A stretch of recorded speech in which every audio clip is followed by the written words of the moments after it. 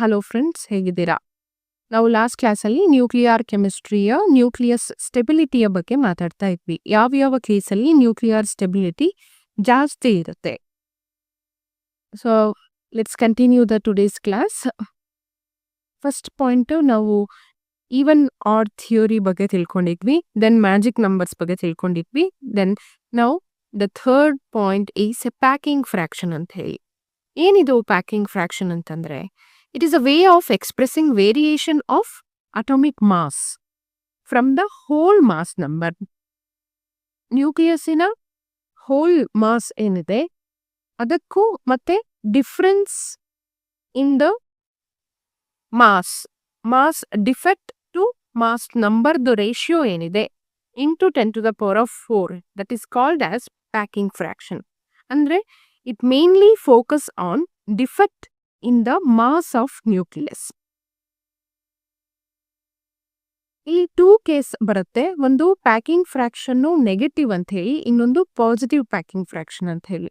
ಯಾವಾಗಲೂ ನೆನ್ಪಿಟ್ಕೊಳ್ಳಿ, packing fraction negative ಇತ್ತು ಅಂತಂದ್ರೆ ಅದರ ನ್ಯೂಕ್ಲಿಯಸ್ ಮೋರ್ ಸ್ಟೇಬಲ್ ಆಗಿರುತ್ತೆ. ಅದೇ ಪಾಸಿಟಿವ್ ಪ್ಯಾಕಿಂಗ್ ಫ್ರಾಕ್ಷನ್ ವ್ಯಾಲ್ಯೂ ಇತ್ತು ಅನ್ಕೊಳ್ಳಿ, ದ ನ್ಯೂಕ್ಲಿಯಸ್ ಬಿಕಮ್ಸ್ ಅನ್ಸ್ಟೇಬಲ್. ಇದಕ್ಕೆ ರೀಸನ್ ಏನು ಅಂತ ನೋಡ್ತಾ ಹೋಗೋಣ. See, negative packing fraction means atomic mass ಏನಿದೆಯಲ್ವಾ, atomic mass that will be less when compared to the mass number. ಇಲ್ಲಿ ಏನು ಮಾಸ್ ಕಡಿಮೆ ಆಗಿದೆಯಲ್ವಾ, ಮಾಸ್ ನಂಬರಿಗೆ ಕಂಪೇರ್ ಮಾಡಿದ್ರೆ ಅಟಾಮಿಕ್ ಮಾಸು ಕಡಿಮೆ ಆಗಿದೆಯಲ್ವಾ, ಆ ಮಾಸ್ ಏನಾಗುತ್ತೆ ಅಂತಂದ್ರೆ ಅದು ಎನರ್ಜಿ ರೂಪದಲ್ಲಿ ನ್ಯೂಕ್ಲಿಯಸ್ನ ಹಿಡಿದಿಟ್ಕೊಳ್ಳುವಂತಹ ಕೆಲಸವನ್ನ ಮಾಡುತ್ತೆ. ಯಾವಾಗ ಅದು ನ್ಯೂಕ್ಲಿಯಸ್ ನ ಫಾರ್ಮೇಶನ್ ಅಲ್ಲಿ ಇನ್ವಾಲ್ವ್ ಆಗುತ್ತಲ್ವಾ, ಏನು ಪ್ರೋಟಾನ್ ಮತ್ತೆ ನ್ಯೂಟ್ರಾನ್ ಗಟ್ಟಿಯಾಗಿ ಬೈಂಡ್ ಆಗ್ತವೆ, ಆಗ ನ್ಯೂಕ್ಲಿಯಸ್ ಅಲ್ಲಿ ಇರುವಂತಹ ಎನರ್ಜಿ ಲೆವೆಲ್ ಕಡಿಮೆ ಆಗುತ್ತೆ. ಯಾವಾಗ ನ್ಯೂಕ್ಲಿಯಸ್ ಅಲ್ಲಿ ಇರುವಂತಹ ಎನರ್ಜಿ ಲೆವೆಲ್ ಕಡಿಮೆ ಆಗುತ್ತೋ that nuclei becomes more stable. ಅದೇ ಪಾಸಿಟಿವ್ ಪ್ಯಾಕಿಂಗ್ ಫ್ರಾಕ್ಷನ್ ವ್ಯಾಲ್ಯೂ ಇತ್ತು ಅನ್ಕೊಳ್ಳಿ, ಅವಾಗ ಏನಾಗತ್ತಪ್ಪ ಅಂತಂದ್ರೆ ಈ ಅಟಾಮಿಕ್ ಮಾಸ್ ನ ವ್ಯಾಲ್ಯೂ ಹೋಲ್ ಮಾಸ್ ನಂಬರ್ ವ್ಯಾಲ್ಯೂಗಿಂತ ಜಾಸ್ತಿ ಇರುತ್ತೆ. ಆದ್ರೆ ಅಲ್ಲಿ ಇರುವಂತಹ ಎಕ್ಸೆಸ್ ಮಾಸ್ ಏನಿದೆ ಅದು ನ್ಯೂಕ್ಲಿಯಸ್ ನ ಬೈಂಡ್ ಮಾಡುವುದರಲ್ಲಿ ಫೇಲ್ ಆಗುತ್ತೆ. ಅಂದ್ರೆ it will not be involved in formation of nucleus, binding of nucleus. ಆಗ ಏನ್ ಎಕ್ಸೆಸ್ ಆಫ್ ಮಾಸ್ ಏನ್ ಇರುತ್ತಲ್ವಾ, that will be converted in to energy, and that energy ಏನ್ ಮಾಡುತ್ತೆ, ನ್ಯೂಕ್ಲಿಯಸ್ ನ ಅನ್ಸ್ಟೇಬಲ್ ಮಾಡ್ಬಿಡುತ್ತೆ. ಎಕ್ಸೆಸ್ ಆಫ್ ಎನರ್ಜಿ ಆ ನ್ಯೂಕ್ಲಿಯಸ್ ಅಲ್ಲಿ ಏನಾಗುತ್ತೆ, ಅಕ್ಯುಮುಲೇಟ್ ಆದಾಗ ಆ ನ್ಯೂಕ್ಲಿಯಸ್ಗೆ ಆ ಎಕ್ಸೆಸ್ ಆಫ್ ಎನರ್ಜಿನ ಹಿಡಿದಿಟ್ಕೊಳ್ಳುವಂತಹ ಶಕ್ತಿ, ಕೆಪಾಸಿಟಿ ಇರೋದಿಲ್ಲ. ಅವಾಗ ಅದು ನ್ಯೂಕ್ಲಿಯರ್ ಫ್ಯೂಷನ್ ರಿಯಾಕ್ಷನ್ ಅಥವಾ ಫ್ಯೂಷನ್ ರಿಯಾಕ್ಷನ್ ಅಲ್ಲೂ ಇನ್ವಾಲ್ವ್ ಆಗ್ಬಿಟ್ಟು that undergoes disintegration. So negative packing fraction value ಅನ್ನ ಹೊಂದಿರುವಂತಹ ಯಾವುದೇ ಎಲಿಮೆಂಟ್ಗಳು ಏನಾಗಿರುತ್ತೆ, that will be having stable nuclei. ಇದನ್ನ ಗ್ರಾಫ್ ಮೂಲಕ ನಾವು ರೆಪ್ರೆಸೆಂಟ್ ಮಾಡ್ತೀವಿ. This is zero line. Okay, ಇದು ನೆಗೆಟಿವ್ ಕ್ವಾಡ್ರೆಂಟ್, ಇದು ಪಾಸಿಟಿವ್ ಕ್ವಾಡ್ರೆಂಟ್. ಇಲ್ಲಿ ನೋಡಿ, ಮಾಸ್ ನಂಬರ್, ಇದು ಪ್ಯಾಕಿಂಗ್ ಫ್ರಾಕ್ಷನ್ ಅನ್ನ ವೈ ಆಕ್ಸಿಸ್ ಅಲ್ಲಿ ತಗೊಂಡಿದ್ದೀನಿ, ಮಾಸ್ ನಂಬರ್ ಅನ್ನು ಎಕ್ಸ್ ಆಕ್ಸಿಸ್ ಅಲ್ಲಿ ತಗೊಂಡಿದ್ದೀನಿ. ಮಾಸ್ ನಂಬರ್ ಜಾಸ್ತಿ ಆಗ್ತಾ ಹೋದ ಹಾಗೆ, ಇನ್ಕ್ರೀಸ್ ಆಗ್ತಾ ಹೋದ ಹಾಗೆ ನೋಡಿ, ಇದು 50, 100, 150, 200 ಹಾಗೆ ಮಾಸ್ ನಂಬರ್ ಜಾಸ್ತಿ ಆಗ್ತಾ ಹೋಗಿದೆ. ಪ್ಯಾಕಿಂಗ್ ಫ್ರಾಕ್ಷನ್ ಏನಾಗ್ತಾ ಹೋಗುತ್ತೆ ಅಂತಂದ್ರೆ, packing fraction goes on decreasing. Sorry, ಯಾರೋ ಕೆಳಗಡೆ ಬರಿಬೇಕಿತ್ತು. Packing fraction goes on decreasing as the mass number increases. Around 20, ಈ 20 ಏನಾಗುತ್ತೆ, ಈ ಪ್ಯಾಕಿಂಗ್ ಫ್ರಾಕ್ಷನ್ ನ ಕರ್ವ್ ಝೀರೋ ಲೈನ್ ಅನ್ನ ಕ್ರಾಸ್ ಮಾಡುತ್ತೆ. Then packing fraction becomes negative. At about mass number 20, packing fraction ನ ಗ್ರಾಫ್ ಏನಾಗಿದೆ, ಝೀರೋ ಲೈನ್ ಅನ್ನ pass ಮಾಡಿದೆ, getting negative value. Around 45 to 60 ಅಲ್ಲಿ ಲೈ ಆಗುವಂತಹ ಎಲ್ಲ ಅಟಾಮಿಕ್ ನಂಬರ್ಸ್ ಅನ್ನ ಹೊಂದಿರುವಂತಹ ಎಲಿಮೆಂಟ್ಸ್ ಏನಾಗಿರುತ್ತೆ, they have very stable nucleus because the packing fraction value is negative. ಅಂದ್ರೆ ನೆಗೆಟಿವ್ ವ್ಯಾಲ್ಯೂ ಅನ್ನು ಹೊಂದಿರುವುದರಿಂದ nucleus will be very stable. ಅಲ್ಲಿ ರೀಸನ್ ಏನು? The atomic mass will be less when compare to the whole mass number of that nucleus. ಅದೇ ನಿಮಗೆ ಇಲ್ಲಿ beyond 200 ದಾಟ್ ಅನ್ಕೊಳ್ಳಿ, it again moves towards the positive packing fraction value. After 230 ಏನಿದೆ, ಎಲ್ಲ elements ಇದೆ that undergoes radioactivity or disintegration. The reason is because of increased mass number. Mass number increase ಆಗುತ್ತೆ. ಆ ಮಾಸ್ ನಂಬರ್ ಇನ್ಕ್ರೀಸ್ ಆದಾಗ ಆ excess mass ಏನಿದೆ that leads to excess of energy in the nucleus. ಆ excess ಎನರ್ಜಿಯನ್ನು ಅದು stabilise ಮಾಡ್ಕೊಳಕ್ ಆಗದೆ ಏನಾಗುತ್ತೆ, ಡಿಸಿಂಟಿಗ್ರೇಟ್ ಆಗಿ ಅದು ಸ್ಟೇಬಲ್ ನ್ಯೂಕ್ಲಿಯಸ್ ಫಾರ್ಮೇಶನ್ ಮಾಡುತ್ತೆ. This is about the packing fraction.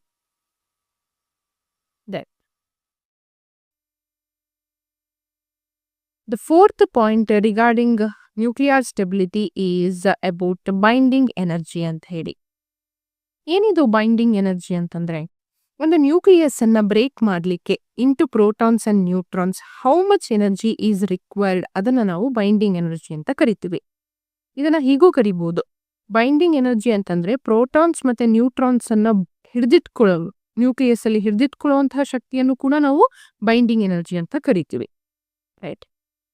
This binding ಎನರ್ಜಿಯನ್ನು ಕ್ಯಾಲ್ಕುಲೇಟ್ ಮಾಡಲಿಕ್ಕೆ ಫೇಮಸ್ ಐನ್ಸ್ಟೈನ್ಸ್ ಈಕ್ವೇಶನ್ ಅನ್ನ ತಗೊಳ್ತೀವಿ, that is E is equal to mc². ಈ ಫಾರ್ಮುಲಾದಿಂದ ನಾವು ಬೈಂಡಿಂಗ್ ಎನರ್ಜಿಯನ್ನು ಕ್ಯಾಲ್ಕುಲೇಟ್ ಮಾಡ್ಬೋದು. ಆದರೆ ಬೈಂಡಿಂಗ್ ಎನರ್ಜಿಯನ್ನು ಕ್ಯಾಲ್ಕುಲೇಟ್ ಮಾಡಬೇಕಾದ್ರೆ this mass will be replaced by delta M. This delta M ಅಂತಂದ್ರೆ ಇಟ್ ಈಸ್ ಮಿಸ್ಸಿಂಗ್ ಮಾಸ್ ಅಂತ ಹೇಳಿ. ಮಿಸ್ಸಿಂಗ್ ಮಾಸ್ ಅಥವಾ ಮಾಸ್ ಡಿಫೆಕ್ಟ್ ಅಂತ ಹೇಳಿ. ಏನಿದು ಮಿಸ್ಸಿಂಗ್ ಮಾಸ್ ಅಥವಾ ಮಾಸ್ ಡಿಫೆಕ್ಟ್ ಅಂತಂದ್ರೆ, it is delta M. Mass defect ಅಂತಂದ್ರೆ ಟೋಟಲ್ ಮಾಸ್ ಆಫ್ ನ್ಯೂಕ್ಲಿಯಸ್.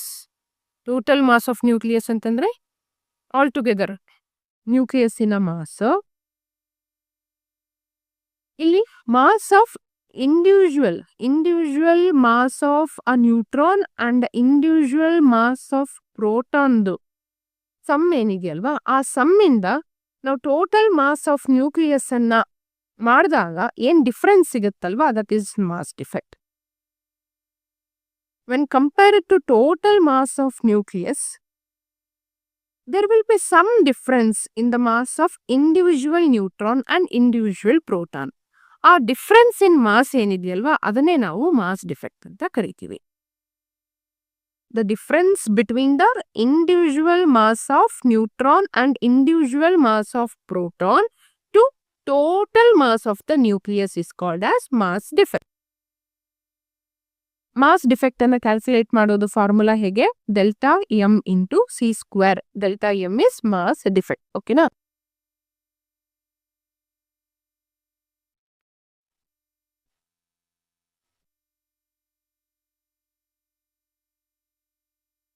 ಅಂದ್ರೆ ಇಲ್ಲಿ ಆಕ್ಚುಯಲ್ ಮಾಸ್ ಆಫ್ ನ್ಯೂಕ್ಲಿಯಸ್ ಸಿಗುನು ಇಂಡಿವಿಜುವಲ್ ಮಾಸಸ್ ಸಿಗುನು ಡಿಫ್ರೆನ್ಸ್ ಇರುತ್ತೆ. ಆ ಡಿಫ್ರೆನ್ಸ್ ಅನ್ನ ನಾವು ಮಾಸ್ ಡಿಫೆಕ್ಟ್ ಅಂತ ಕರಿತೀವಿ. ಮಾಸ್ ಡಿಫೆಕ್ಟ್ ಅನ್ನ ಯಾವಾಗ್ಲೂ ನಾವು it will be measured in the form of AMU. When delta M 1 AMU ಅಂತ ಕನ್ಸಿಡರ್ ಮಾಡಿದ್ರೆ binding energy will be equal to 931.5 mega electron ವೋಲ್ಟ್ಗೆ ಸಮ ಆಗಿರುತ್ತೆ. ದೆನ್ ಬೈಂಡಿಂಗ್ ಎನರ್ಜಿಯನ್ನು ನಾವು ಡೈರೆಕ್ಟ್ ಆಗಿ ಕ್ಯಾಲ್ಕುಲೇಟ್ ಮಾಡಬೇಕು ಇನ್ ಟರ್ಮ್ಸ್ ಆಫ್ AMU ಅಂತ ಇಟ್ಕೊಳ್ಳಿ. ಆಗ ನಾವು ಮಾಸ್ ಡಿಫೆಕ್ಟಿಗೆ 931.5 ಮೆಗಾ ಎಲೆಕ್ಟ್ರಾನ್ ವೋಲ್ಟ್ ಅನ್ನು ಮಲ್ಟಿಪ್ಲೈ ಮಾಡಿದ್ರೆ ಡೈರೆಕ್ಟ್ ಆಗಿ ನಮಗೆ ಬೈಂಡಿಂಗ್ ಎನರ್ಜಿ ಸಿಗುತ್ತೆ. So the next fifth point is N/P ratio and stability belt ಅಂತ ಹೇಳಿ. Nuclear stability depends upon this neutron and proton ratio ಅಂತ ಹೇಳಿ. ಎಷ್ಟು ನ್ಯೂಟ್ರಾನ್ ಮತ್ತೆ ಪ್ರೋಟಾನ್ ರೇಷಿಯೋ ಇದ್ರೆ ಆ ಪರ್ಟಿಕ್ಯುಲರ್ ನ್ಯೂಕ್ಲಿಯಸ್ ಸ್ಟೇಬಲ್ ಇರುತ್ತೆ ಅಂತ ಹೇಳಿ. ನೋಡಿ, ಫಸ್ಟ್ ಪಾಯಿಂಟ್ ಏನ್ ಹೇಳುತ್ತಪ್ಪ ಅಂತಂದ್ರೆ ಅಟಾಮಿಕ್ ನಂಬರ್ ಅಪ್ ಟು 20 ಏನು ಎಲಿಮೆಂಟ್ಸ್ ಅಟಾಮಿಕ್ ನಂಬರ್ 1 to 20 ತನಕನೂ ಏನಾಗಿರುತ್ತೆ ಅಂತಂದ್ರೆ, ಹೈಡ್ರೋಜನ್ ಇಸ್ ಅನ್ ಎಕ್ಸೆಪ್ಷನ್, ಏನಾಗಿರುತ್ತೆ ಅಂತಂದ್ರೆ ಇಟ್ ಹ್ಯಾವ್ ಸ್ಟೇಬಲ್ ನ್ಯೂಕ್ಲಿಯಸ್. ಯಾಕೆ ಅಂತಂದ್ರೆ N/P value of the atomic number up to 20 will be 1. Most stable ಅಂತ ಕರಿತೀವಿ. ಯಾಕೆ? N/P ರೇಷಿಯೋ 1 ಆಗಿರುತ್ತೆ. ಅಂದ್ರೆ ಎಷ್ಟು ನಂಬರ್ ಆಫ್ ಪ್ರೋಟಾನ್ಸ್ ಇರುತ್ತೋ ಅಷ್ಟೇ ನಂಬರ್ ಆಫ್ ನ್ಯೂಟ್ರಾನ್ಸ್ ಇರುತ್ತೆ. So we will get the value 1. So the atomic nuclei will be stable. Next second point ಏನ್ ಹೇಳುತ್ತಪ್ಪ ಅಂತಂದ್ರೆ, N/P ರೇಷಿಯೋ ಅನ್ನುವಂಥದ್ದು 1.52ಗಿಂತ ಜಾಸ್ತಿ ಆಯ್ತು ಅನ್ಕೊಳ್ಳಿ, ಆಗ nucleus automatically gets unstable. The value 1 to 1.54 ತನಕ ಇರುವಂತಹ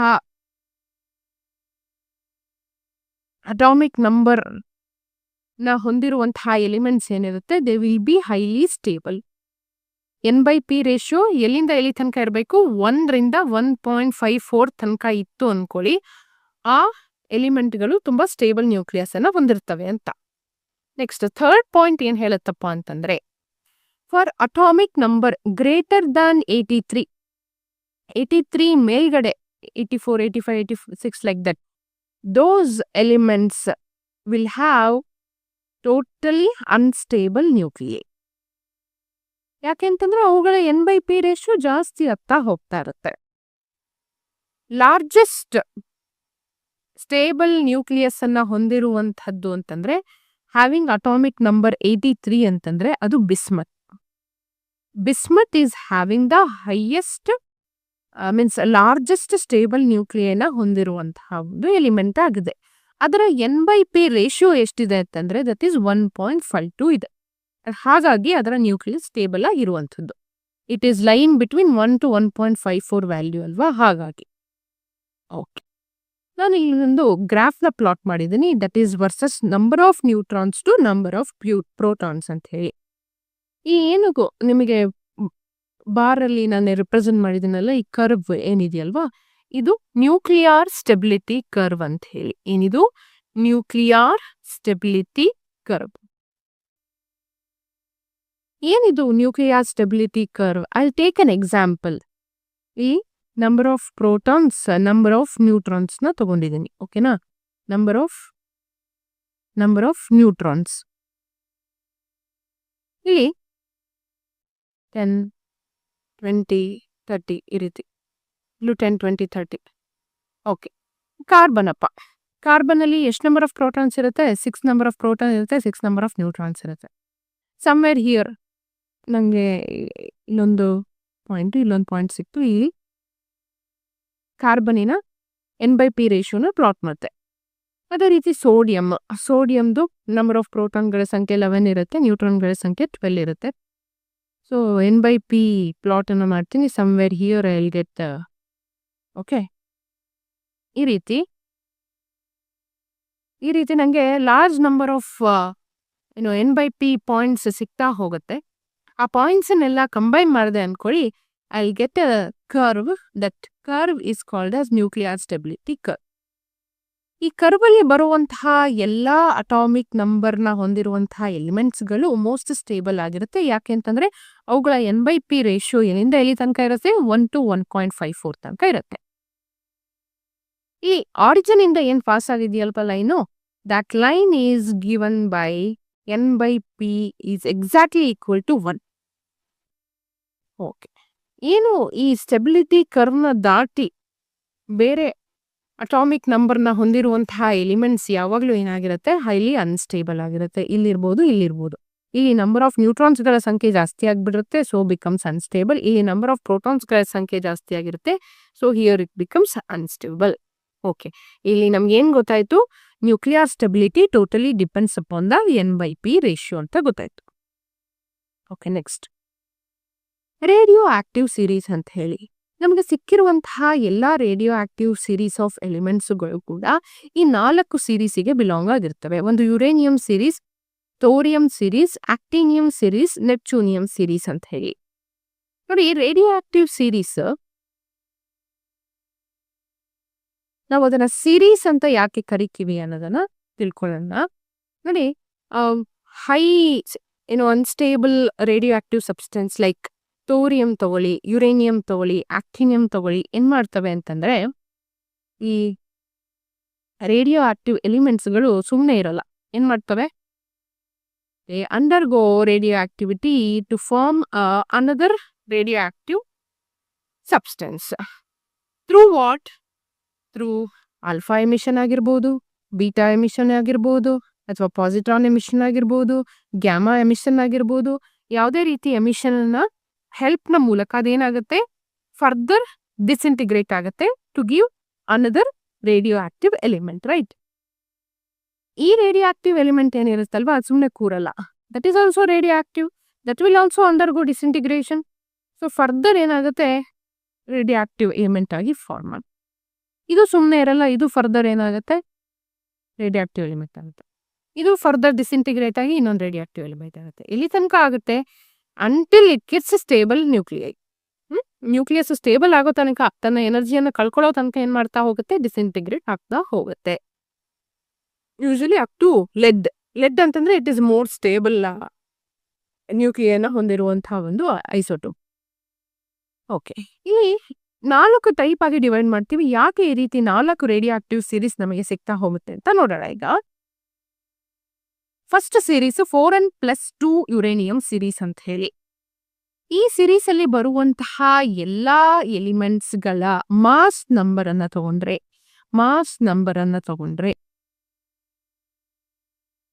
ಅವುಗಳನ್ನ ಇಲ್ಲಿ 4 ಅಂತ ನಾವು ಸುಮ್ಮನೆ ಬರ್ದಿಲ್ಲ.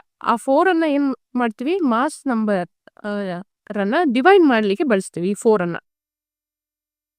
4 ಇಂದ ನಾವು ಮಾಸ್ ನಂಬರ್ ಅನ್ನ ಡಿವೈಡ್ ಮಾಡಿದ್ವಿ ಅನ್ಕೊಳ್ಳಿ, ರಿಮೈಂಡರ್ ವಿಲ್ ಬಿ 2.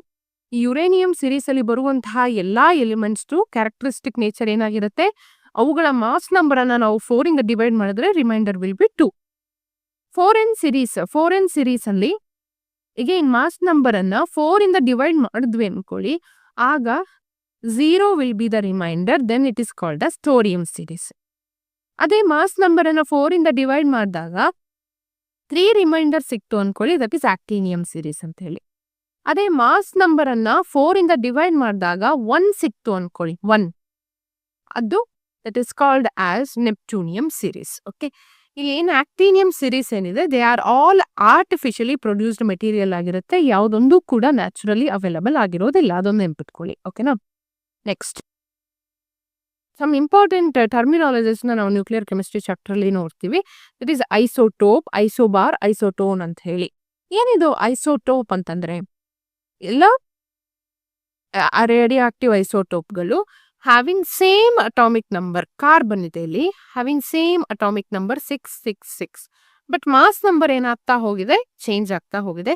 ಇದು ನೆನ್ಪಿಟ್ಕೊಳ್ಳೋಕೆ ಒಂದು ಸಣ್ಣ ಟ್ರಿಕ್ ಹೇಳ್ತೀನಿ ನಾನು. ಐಸೋಟೋಪ್ ಟಾಪ್ ಅಲ್ಲಿ ಏನಾಗ್ತಾ ಇದೆ, ಚೇಂಜ್ ಆಗ್ತಾ ಇದೆ. 12 ಇದು 13 ಆಗಿದೆ, 13 ಇದು 14 ಆಗಿದೆ. Mass number changes, atomic number will remains same. Then isobar ಅಂದ್ರೆ ಏನೋ, ಅದ್ರ ಉಲ್ಟಾ, different atomic number but same atomic mass.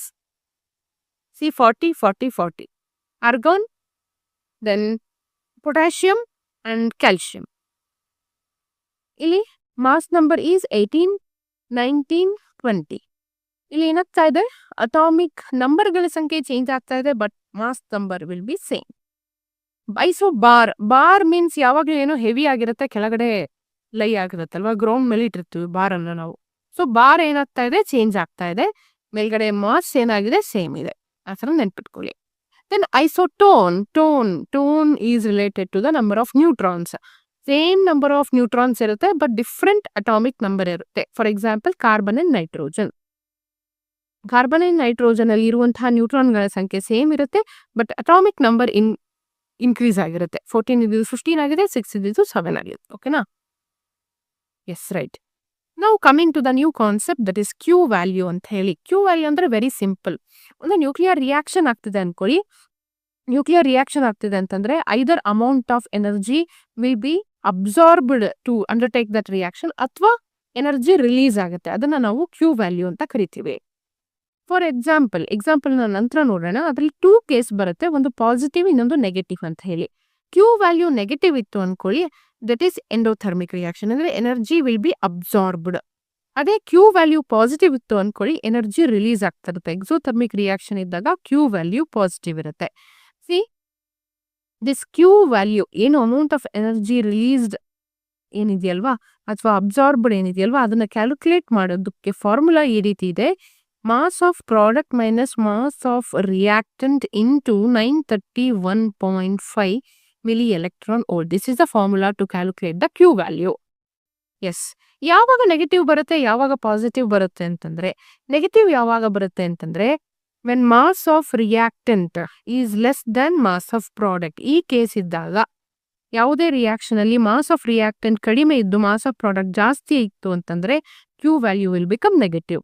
ಅದೇ ಈ ಕೇಸಲ್ಲಿ ಪಾಸಿಟಿವ್ ಕೇಸಲ್ಲಿ ಉಲ್ಟಾ, ಮಾಸ್ ಆಫ್ ಪ್ರಾಡಕ್ಟ್ ಏನಿದೆ mass of product will be less than the mass of reactant. Mass of reactant ಜಾಸ್ತಿ ಇರುತ್ತೆ, ಆಗ ಪಾಸಿಟಿವ್ ವ್ಯಾಲ್ಯೂ ಸಿಗುತ್ತೆ. Consider this reaction. ಇಲ್ಲಿ ಏನಾಗ್ತಾ ಇದೆ, ಎನರ್ಜಿ ರಿಲೀಸ್ ಆಗ್ತಾ ಇದೆ. 17.6 milli electron volt of energy release ಆಗಿದೆ. That is Q value. Energy release ಆಗ್ತಿದೆ ಅಂತಂದ್ರೆ ಏನರ್ಥ, ಕ್ಯೂ ವ್ಯಾಲ್ಯೂ ಈಸ್ ಪಾಸಿಟಿವ್ ಅಂತ ಅರ್ಥ. ಯಾವ ಟೈಪ್ ಆಫ್ ರಿಯಾಕ್ಷನ್ ಆಗ್ತಿದೆ ಇಲ್ಲಿ, ಎಕ್ಸೋಥರ್ಮಿಕ್ ರಿಯಾಕ್ಷನ್ ಆಗ್ತಾ ಇದೆ. ಯಾವುದರ ಮಾಸ್ ಜಾಸ್ತಿ ಇದೆ ಅಂತ ಅರ್ಥ ಇದರಲ್ಲಿ, mass of reactant. Mass of reactant is more when compared to mass of product. ಓಕೆನಾ? ನೆಕ್ಸ್ಟ್,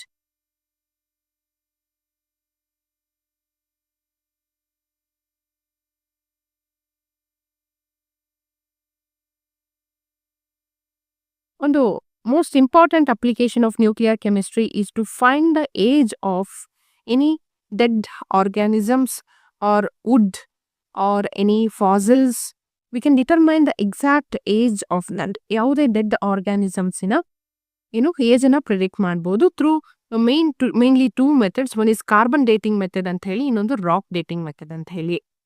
ಕಾರ್ಬನ್ ಡೇಟಿಂಗ್ ಮೆಥಡ್ ಅಂತಂದ್ರೆ ಏನು? ಸಿ, ಅಟ್ಮಾಸ್ಫಿಯರ್ ಅಲ್ಲಿ carbon 14 one of the isotope of carbon which is radio active. Carbon 14 ಏನಾಗುತ್ತಾ ಇರುತ್ತೆ, cosmic race ಇಂದ ಅದು generate ಆಗ್ತಾ ಇರುತ್ತೆ.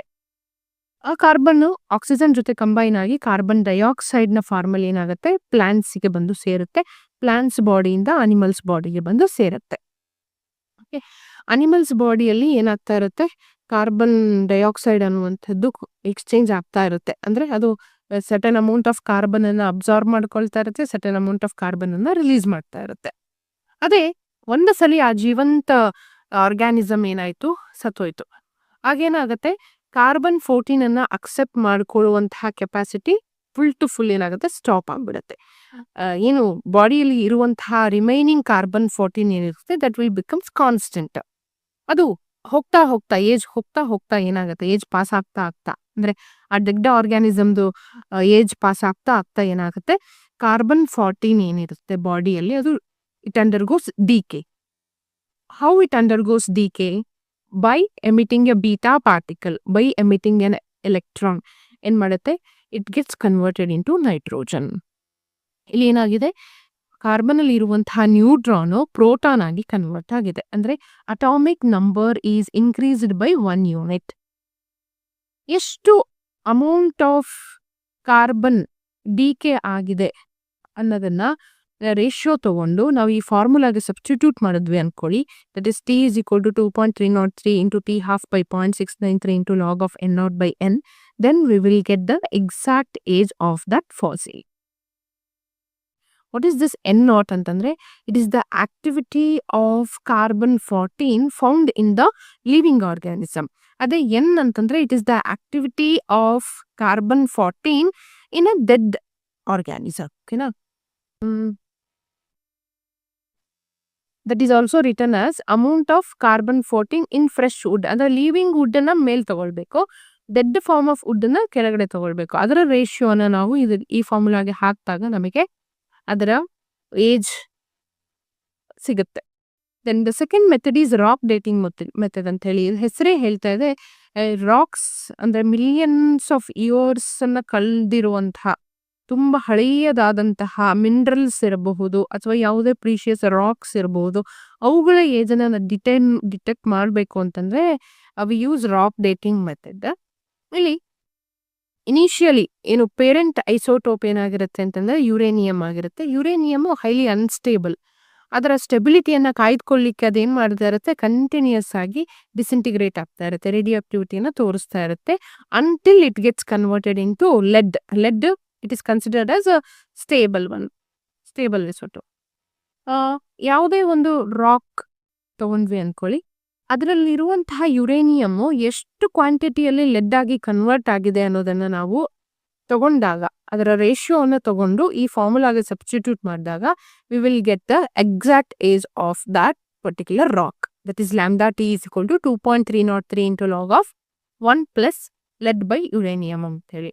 Exponential form of this is E lambda T is equal to 1 plus lead by uranium. So by this we have completed this chapter, nuclear chemistry. Thank you.